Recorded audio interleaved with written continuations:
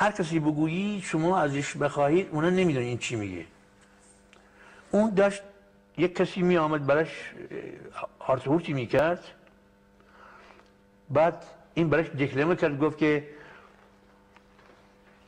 بلند کول نیشلای کاکول هنایی چی سرخ پیرهن برکی نمایی چی سرخ پیرهن خیلی بیده بون چی منصن نانجی بی جانی ده بون. آفرین.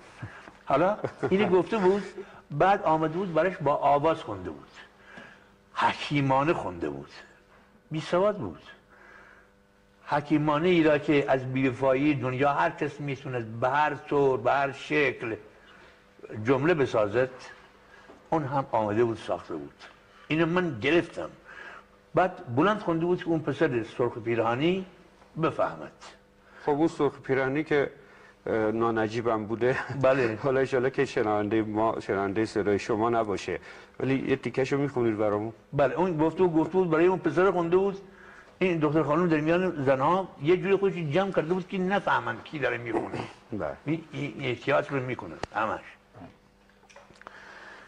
آی آی آی هشون شنای شون شنای کلم ملی یار یار. تو زراعت نگاه کن، این نسیم بیاد بوزد سوره این چیز شالیزار، این آدم ها اونجا نشستند به بوی جکول میدن. جکول اون نزدیکی که برنج برسه چقدر سبزه و خوشخوراک.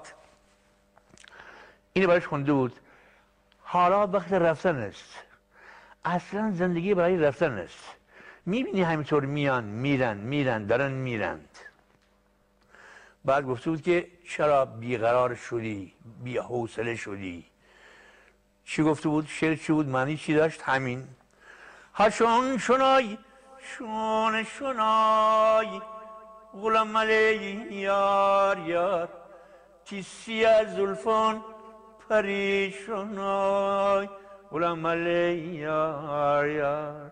سیاه زلف چرا گفت پریشونه؟ برای اینکه پریشان بودن موی سر یک انسان، یک جوان موجب میشد که کسی دیگه زن بهش نده. میگفت این لیاقت نداره موی سرش شانه بکند، این دیگه نمیتونه زن بگیره. برخلاف امروز که تا پریشان مو نداشته باشی حیثیت جوانی نداری. امروز این قشنگه این ماجرا.